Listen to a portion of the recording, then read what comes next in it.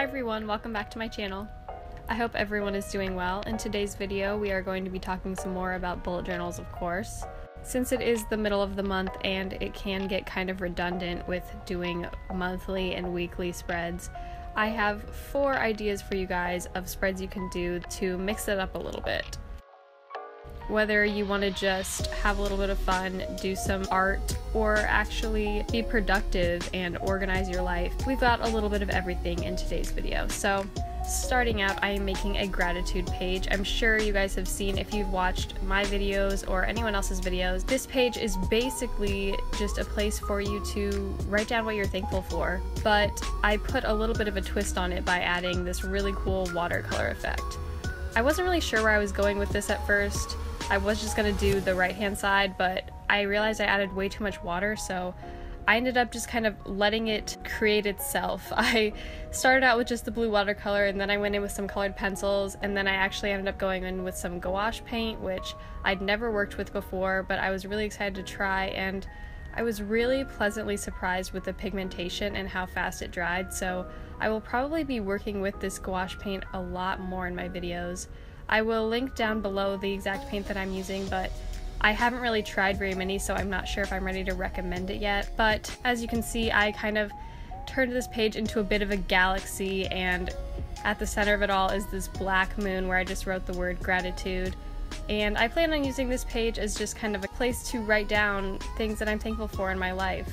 Similar to my one line a day page or a brain dump page, this is just a place to stop, take a moment, and be thankful for all of the great things in your life. At first, I really wasn't sure if I was going to like how this turned out, but by the end, I was really happy with it, and especially from a distance, I think it looks really cool.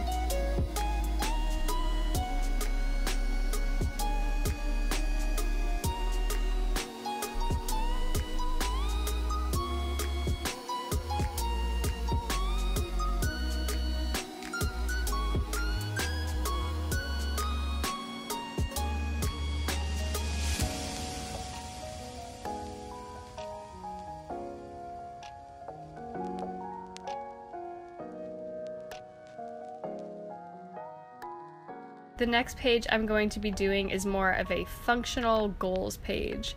This is a long-term goals page versus just a short monthly goals page. I plan on using this for the entire year. I separated it into 4 categories because I think it's easier to kind of think about what types of goals you want to set for yourself if you think of it in terms of these different categories. For everyone, it's going to be a little bit different. Obviously, I have YouTube, financial, my health goals, my family goals. Everyone's going to be a little bit different, but if you think about it in terms of categories, I think it will be a little bit easier for you to set goals for yourself. Remember to set goals that are attainable, but also remember to push yourself. Don't be afraid to try something a little bit loftier than you're used to. This next page is really fun, but it was a bit of a challenge for me drawing wise. I had never tried to draw the entire globe before. Obviously, I had to pencil this out before. I'm not just going in and writing this in pen, even though it looks like I am. But this page I thought would be really fun to do kind of like a travel log. I've seen people do this, but I've never done it myself. I'm basically using this as a place to keep track of all the different places that I've traveled to. After creating this page, honestly, I realized how much of the world I still haven't seen, even though I feel like I've traveled a lot. When you look at it in terms of this map, you just realize how little of the world you've actually seen. So, if nothing else, this page really put in perspective for me how much more traveling that I want to do. But it was also a lot of fun to create, and it pushed me out of my comfort zone a little bit. So, it's just a really cool way to kind of keep track of the different places you've traveled. You could also use it as a place to mark the places you want to visit in the future.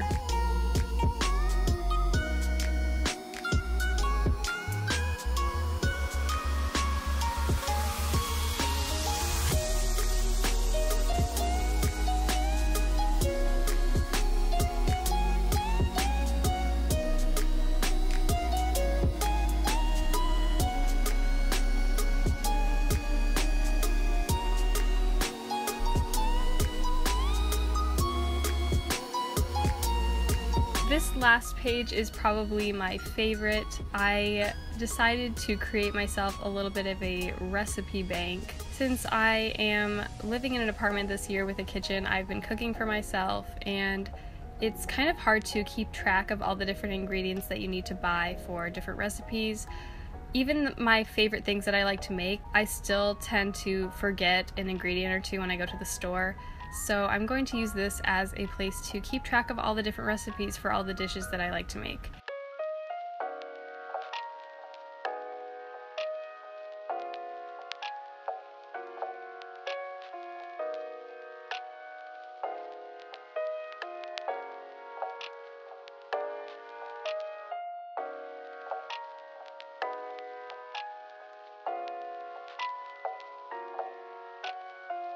So I just took some post-it notes and I wrote down a few different meals that I like to make, and I can go back in and write down all the ingredients that I need to buy, so when I'm making my grocery list I can refer to this.